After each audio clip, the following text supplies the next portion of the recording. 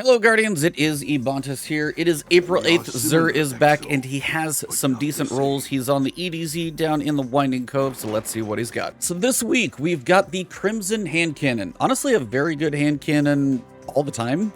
It's a 3-round burst hand cannon, but it is very unique in the fact that it can heal you. Kills with this weapon heal the wielder. Precision kills also refill the magazine. So if you're using a hand cannon for something like Unstoppable, for example, got solid range on it, solid stability, triple shot burst, chance to heal, chance to refill the magazine so you can keep firing. It's a very good hand cannon. If you do not own Crimson, it is one that I cannot recommend enough to own because exotics can now be champion weapons, Unstoppables can be shot by hand cannons. Could be a way to stay alive. May not be the best ultimate one, but it is definitely a very good weapon to own. For the hunters, we do have rolls back, so we can at least talk about those as well. Aeon Swifts. Of course, you have your different sect modifiers. You've got Vigor, Insight, and Force, all kind of working together. If you've got different people who are using them with you, even better. And then also we have a 61 roll. So you got solid recovery, a little bit of mobility, some decent intellect, some discipline, some strength. Not much in discipline, but honestly, it's not a 48. So again, if you don't own these, buying a 61 is not the worst thing in the world. Everyone should probably own a pair of Aeons for each subclass. This is not a terrible roll because you got decent recovery. Usually these are going to be in a situation where you want to stay alive, so getting your health back would be better as well. So not bad. For the Titans, we've got the Ursa Furiosa. These move faster while guarding with Sentinel Shield. Guarded damage converts to super energy when the super ends, so you can get about 50% of your energy back. This does have a 63 stat roll, which is not the worst. It's just really, really high in strength, which is kind of okay, but it's definitely lacking in recovery, which hurts. Now, if the mobility was recovery, I could work with this because, you know, resilience for Titans, get your barricade back more often. Not too shabby. It is spiky, though, so you got 18. If you masterwork it, that's 20. 25 for the strength as well.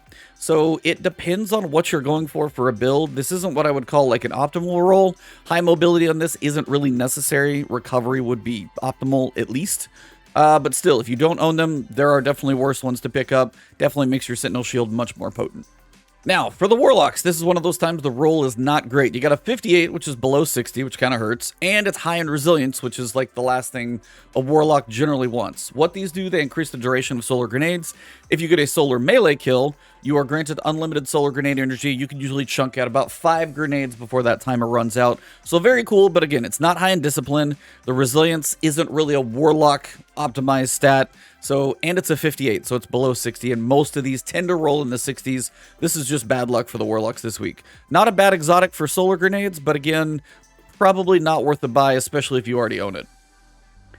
Alright, for the weapons, we've got a Dire Promise with Osmosis. Sometimes Osmosis can be very important to a build. Champion weapon is hand cannons right now for Unstoppable, and then getting that chance at that other type of damage type, if you need Arc, Solar, and Void for one of those rare moments, could be beneficial. So if you need an Osmosis weapon, couple two or three to have in your vault are not a bad idea. This is not a bad one to go with. Imperial Needle. This is a hard bow to come by because there's not really other places, as I've described in a previous video, to get this weapon besides if Xur or Banshee have it.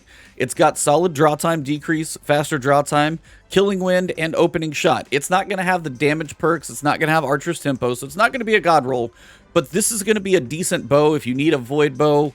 Now granted, yes, you can craft under your skin, but I don't know, something about Imperial Needle always feels good. It's a lightweight frame bow, so it has got that unique style to it. If you don't have an Imperial Needle, this is a decent one to pick up and save. Wolftone Draw, on the other hand, if I see Sneak Bow on a bow, it's just not a perk that I can recommend to anybody. And then paired with Harmony, it's just, this is not a good bow. Sniper, you have Pulse Monitor and Demolitionist. It's, you know, kind of, if you get damaged, you could get some ammo back. If you get, you know, throw your grenade, you could get some ammo back. So you could have some decent ammo usage out of this thing. But again, it's a 140 RPM sniper, not really one that I'm really excited about. Ignition Code. Again, this is one of those weapons that you really can't get a hold of. You've got Field Prep for bonus reserves. You've got Demolitionist, so you can generate grenade energy and reload by throwing your grenade. It doesn't have Spike or Blinding, which would really make this like a must-buy. So it's like, you know, 3 out of 5. It's okay. Reload speed, again, not a bad thing to see here, depending on what you're doing with it. But I would personally like to see Blinding Grenade or Spike or both potentially here to make this a must-buy. If you don't have a decent kinetic grenade launcher and you're like kind of new, this is a good thing to pick up. Other than that, there are better versions that probably exist.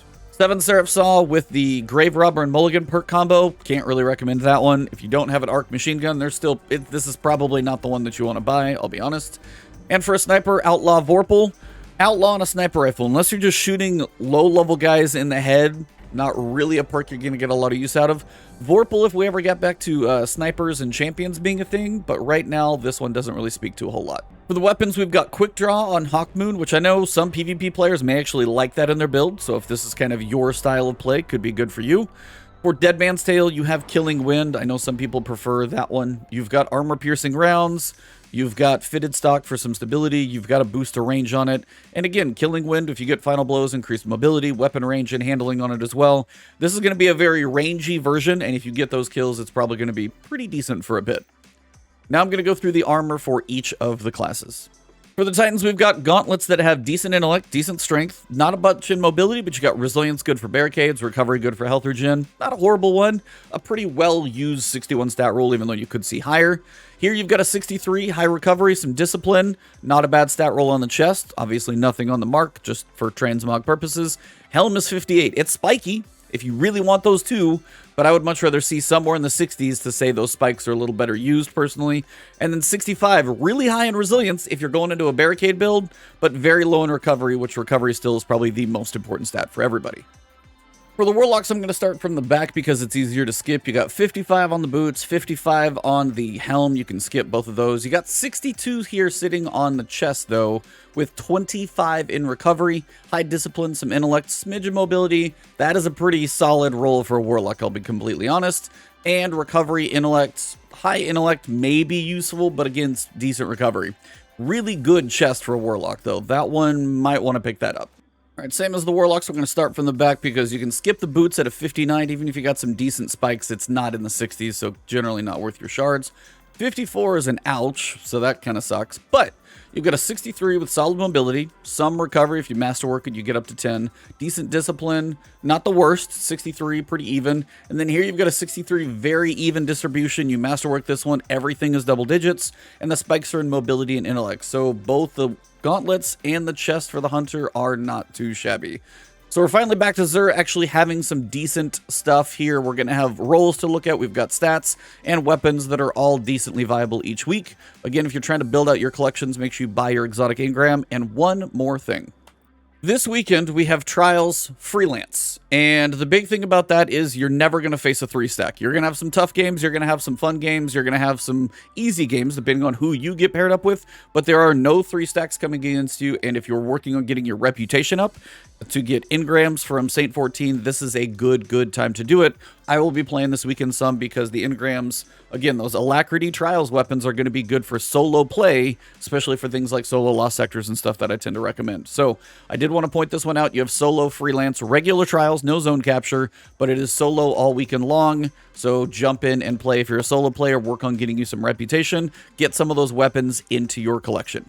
That pretty much wraps it up for today. If you guys did enjoy the video, drop a like below. Leave a comment if there's a weapon that I didn't shout out that I probably should have. If there's enough people saying the same thing, I'll try and pin a comment to the top. If you want to find me on Twitter, it is Ebontis. Twitch, it is Ebontis, where I'm playing probably Trials or Elden Ring this weekend. And everybody out there, if you are already subscribed, thank you. If not, hit that subscribe button, hit that alert bell so my videos make it to you. And if you are a YouTube member or Patreon subscriber, thank you for that extra support. All of you are amazing. I'll see you soon.